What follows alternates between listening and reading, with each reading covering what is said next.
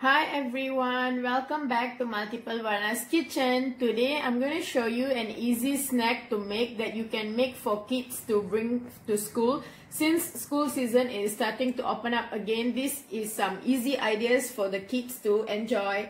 So let's get started with the recipe.